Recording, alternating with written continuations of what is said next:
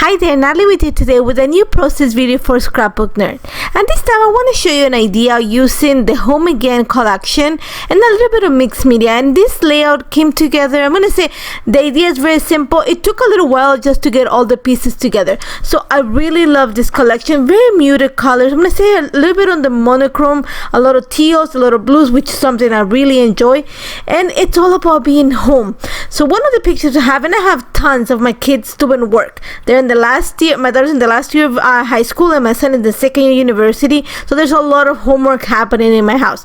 So I'm going to take one of those to create this layout. Now I had a few ideas, but I knew that I wanted to fussy cut the flowers from this paper. So you're going to see that I'm going to show you. I took my time. I'm going to cut, I'm going to say at least half the paper. I'm going to use quite a few of them. The layout is going to be filled with them. So I'm taking my time and just fussy cutting some of them. I am going to actually use a lot of the ones that are right at the edge of the paper, just because I want to create, my idea was to create kind of a diagonal design that had two big clusters on the side of the paper. But you're going to see that I changed my mind, and it kind of create an S shape, something that connects the two sides with the picture on the middle. So you're gonna see that, like I said, I'm taking my time. I'm gonna fussy cut all the flowers, and then while I was fussy cutting, I also went into my little stash of stuff that I have and decided that I needed to bring something black and white just to match the picture, but something a little bit more delicate. So I found this washi tape. It's called Botanical Rhapsody from Alton U, and it's available at the shop. And I attach it to a piece of vellum, and I'm fussy cutting quite a few of the flowers. I'm gonna use just a few, but I just used the time, play some movie, and just fussy cut out quite a bit of it. So you're gonna see again that I have my little containers that full of the flowers that I fussy cut, and I'm gonna start building my idea. For this, I'm gonna use Distress Oxide inks. I'm gonna use Cracked Pistachio, Peacock Feather, Chipped Sapphire, and Peel Paint. And all I'm gonna do is I have these brushes, and they're pretty similar to the blending brushes available at the shop. These are makeup brushes. I got them years ago at one of Sephora as a perk for one of my purchases. And you know, when I saw the other ones online being like, I think it was Picket Fence, I saw them, I realized that pretty much the same idea. Had never used them, they were sitting in my closet, so I pulled them out, and I'm actually happy with what they look like. So all I'm doing is I'm just adding some of the colors. It's gonna look scary, it's gonna look blotchy, and I'm okay with that. Sometimes backgrounds have to look scary before they look nice. And all I'm doing, you're gonna see how I'm gonna create these two big kind of triangles that are gonna meet in the middle, and I'm just mixing the colors. Again, I'm not a professional card maker. I know card makers are very particular about blending colors. I am not making a card. I just want a background. I want to create some colors so that the flowers are gonna pop up. And for this, you can, again, I'm gonna say it's a very splotchy background, and I'm okay with that. I'm gonna mix the colors. I'm okay with that because a lot of it is gonna be covered. I just want the color, like I said, to make everything stand out. So you're gonna see that I'm mixing a little bit of Cracked Pistachio, a little bit of Peacock Feather. I'm gonna use a little bit of Chipped Sapphire, and then just to finish everything, I'm gonna bring a little bit of Peel Paint, and it just had like more of a olive kind of greenish mossy tone that's gonna get everything together. And you're gonna see again, again, I'm gonna repeat it, it's gonna look scary. Sometimes, like I said, backgrounds look scary before they look nice, and this is just, I'm gonna say, the background to what's gonna happen after. So once I have that in place, and before I usually set my backgrounds to dry, I'm actually gonna watermark this background. So you're gonna see that I have it ready, and this is just plain cardstock. I have an idea, so, and all I'm doing is splattering water on it, and I'm just gonna splatter some water, let it sit for a little bit. And you're not gonna see the time that I sit in it because I'm just speed up the process, but I'm gonna let it sit for a little bit, and the water is gonna start eating away the ink, so it's gonna give this bleached effect to the background. So you're gonna see after, I'm gonna say around 4 or 5 minutes, I'm just gonna put a piece of paper and kind of soak up the excess water, and then I'm gonna have that, I'm gonna say, like, really bleached background. It gives you a really soft look to the background. And then just to finish that, I'm gonna add some splatters of gold ink. I am using Heidi Swapp Color Shine, and I'm just splattering all over the background, and I'm gonna set it aside to dry. And while that's happening, I'm going to start working on the picture. Now I'm going to use the papers from the collection. I'm going to use some of the basic papers, and that's the collection comes with the pattern papers and also a basic pack or just plain cardstock. And I like getting it because it has the colors that combine with the kit, and these do make really good backgrounds and actually really nice to cut with your die cutting machines. So all I'm doing right now is I'm just gonna back the picture with this. It's a really navy kind of grayish tone. I'm gonna back the picture with that, and then I'm gonna pull one of the papers from the pattern papers that has some of that blue, and it has a little bit of the gray and the teal. I just want all the colors in it. And it's this paper. I know I'm not gonna use it because I know I'm not going to use it. I'm going to use it to cut apart to back pieces, but I'm not going to use it as a background. So I'm okay cutting it apart. Once I have that in place, I'm going to add a little bit of foam adhesive behind the picture just to prop it up. Not that thick foam adhesive, just very thin. I just want to create a little bit of separation. And after that, I'm going to start building this layout. So you're going to see once I glue the picture onto, I'm going to put it right at the center of my layout. Remember, if you see it, it kind of looks like an X, my background. So I'm going to put it right at the center, and then I'm going to start bringing the flowers to create the idea. And remember, I said my idea at the beginning was to create two big clusters on the sides of the picture, kind of on a diagonal design. But once I start putting the flowers, you can see that I'm adding a little bit of foam adhesive. I'm not gluing it onto the paper. I'm just adding the foam adhesive behind it, just so I know when I'm ready to glue everything.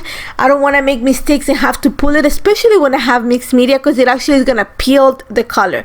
So I'm just adding the foam adhesive behind it and setting everything in place. So all I'm doing is playing with some of the flowers.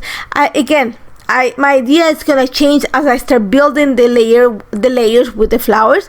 And I love the fact that like I said, I cut the flowers too from the edges of the paper because I knew we're gonna add them to the edge of this paper. So there's a way to just take advantage of those flowers that are not fully photograph in this case, or printed on the paper.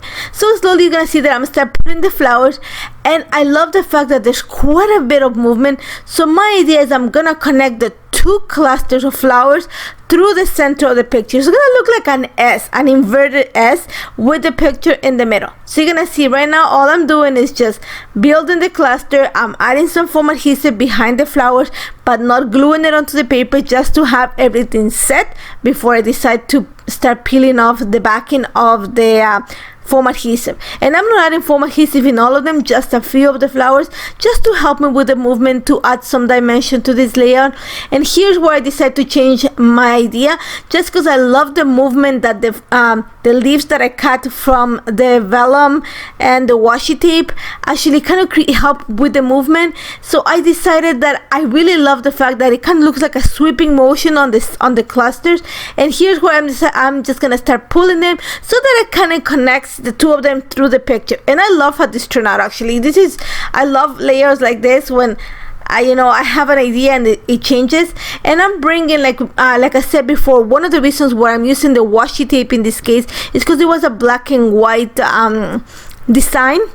So it reminds me a lot of stamping, and because I have the black and white picture in the background, I think it's just gonna connect everything together.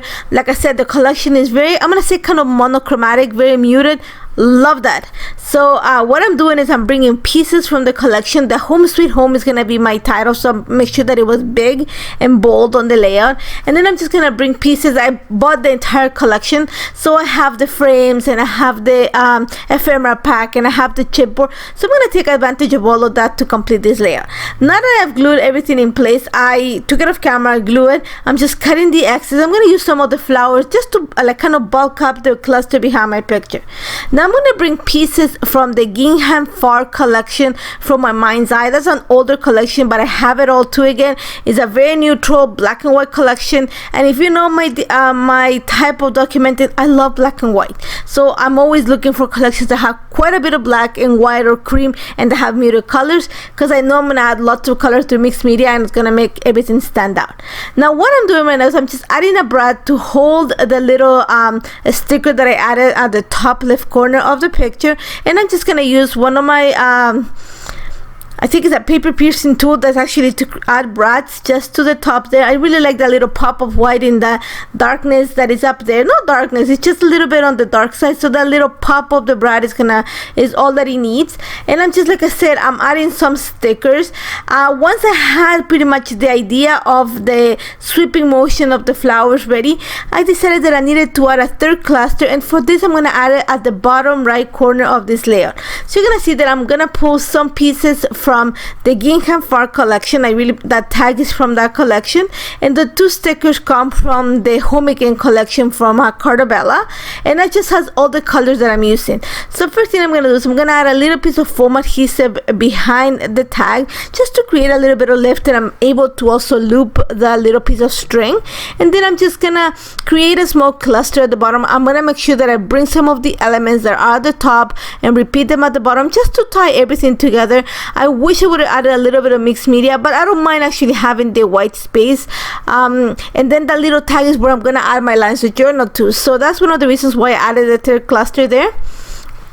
So you're gonna see that once I have that in place, I thought about adding more flowers, but it made it really clunky. So instead I'm gonna add these little tiny flowers from the sticker sheet from the collection, and then I found these little blue butterflies in the sticker sheet. So I'm gonna add them throughout where I have the major clusters, just to kind of connect everything together and help with the sweeping motion. You're gonna see that I'm gonna add two right at the top left corner of the layout, and then I'm gonna add a chipboard that said grow in between them. And that's just gonna, again, I'm trying to elongate the layout. You're gonna see that the clusters go from left to right, so I want to make sure that I have something a little bit on top just to balance the bottom cluster.